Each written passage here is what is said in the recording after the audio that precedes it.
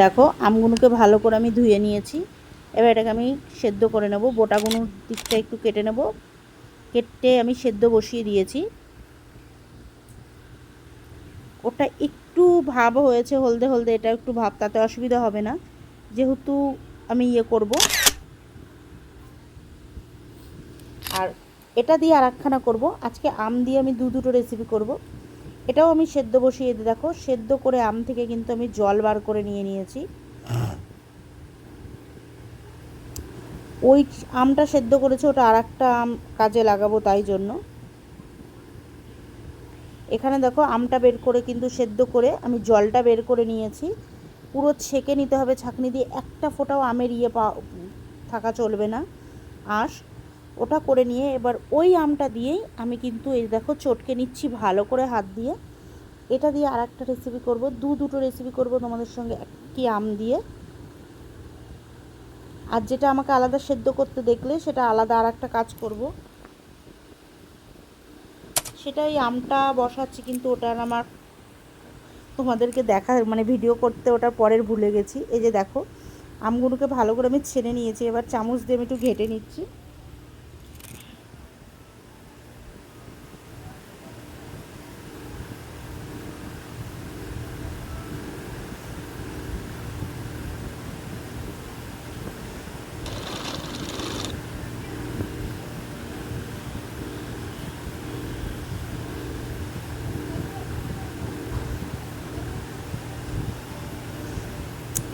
আম ছেঁকে এই যে আঁশগুলোকে বের করে নিচ্ছি।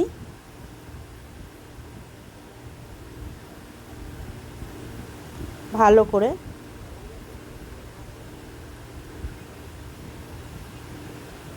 আঁশ থাকলে কিন্তু চলবে না, পুরো ভালো করে হাত কিন্তু নাড়ানো চলবে না। ঠিক দেখতে পাচ্ছ যেইভাবে আমি হাতটাকে চালিয়ে চলেছি কন্টিনিউ, ঠিক এই একই পদ্ধতিতে চালাতে হবে। তাহলে কি হবে, কোনো দলাটা যেটা হবে সেটা বেরিয়ে উঠে আসবে ছাঁকনিতে। এই যে দেখো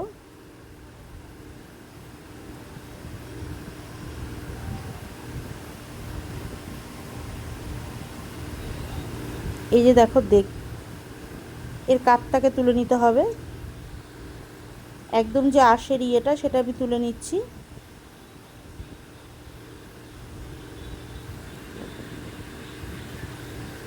এটা দিয়ে তোমরা যদি মনে করে থাকো ডাল ফাল খাবে সেটাও খেতে পারো, কারণ কোনো অসুবিধা।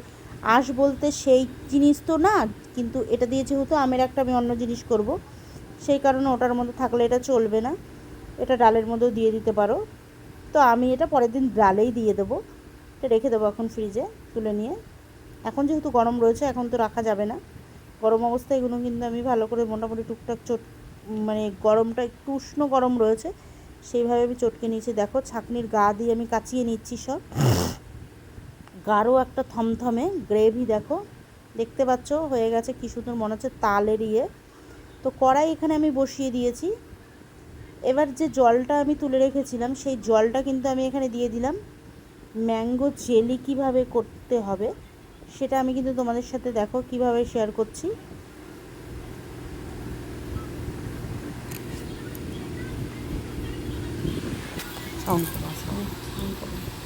ম্যাঙ্গো জেলিটা দেখো, দেখতে পাচ্ছ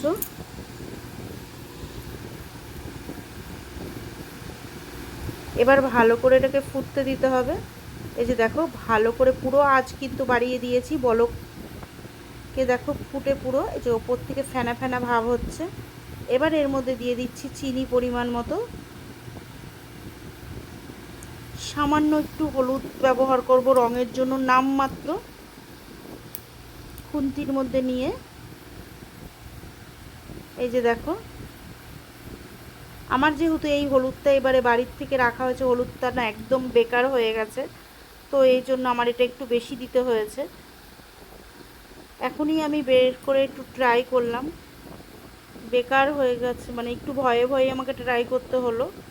এই যে দেখো আটকে যাচ্ছে, একদম বাজে। এর থেকে আমি সেই নামটা এখন মেনশন করছি না, মানে হয়তো তোমরা ভাববে আমি কোনো প্রমোশন ভিডিও করছি না। এর দেখো সানরাইজের হলুদটাই বেটার আমি ইউজ করি, নাম বলেই দিলাম। তো দেখো দেখতে পাচ্ছ আমার জেলিটা দেখো কিভাবে গাঢ় হয়ে যাচ্ছে, এইভাবে কিন্তু নাড়তে হবে। এখন কিন্তু আঁচটা আমার প্রায় কমিয়ে দিয়েছি, একদম পুরো দেখো দেখতে পাচ্ছ জেলি পুরো একদম হচ্ছে। এটা কিন্তু আমার হয়ে গেছে, এটাকে এবার নামিয়ে নেব। এই যে দেখো জেলি কিন্তু আমার কমপ্লিট, ম্যাঙ্গো জেলিটা দেখো শুকিয়ে দেখতে পাচ্ছ কতটুকু হয়ে গেছে, কতটা হয়েছিল, আর দেখো এই দেওয়ার সঙ্গে সঙ্গে জমে গেছে। এবার এটা দিয়ে করবো আর একটা, এবার এটার মধ্যে আমি দিয়ে দিলাম চিনি,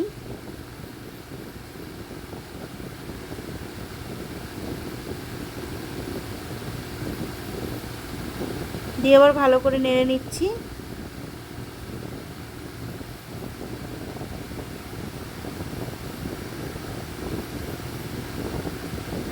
এবার দিয়ে দিচ্ছি এটা কড়াইতে,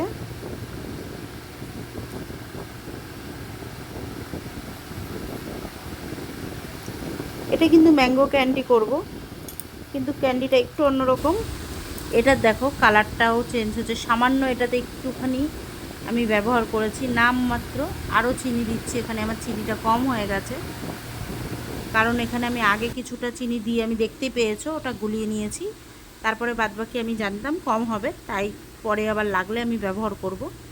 তো এটাকে এখন ভালো করে নেড়ে নিচ্ছি। এদিকে দেখো এটা পুরো জমে গেছে, হাতে কিন্তু লাগছে না।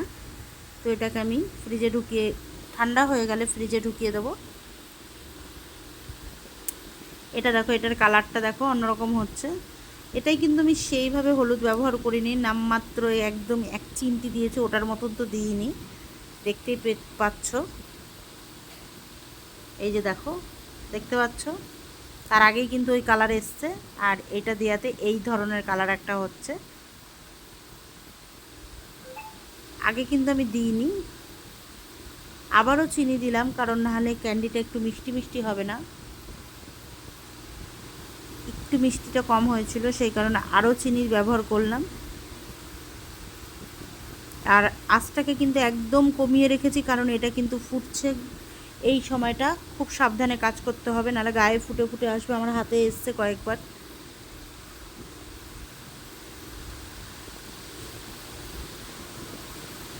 যেহেতু নাড়া বন্ধ করা যাবে না তাই এটা সামনে থেকে তো সরা যাবে না, আঁচটা কমিয়ে করলে রিস্কটা কম হবে। তো দেখো আমার প্রায় এটা হয়েই যাচ্ছে একদম, এটা আমি এবার তুলে নেব।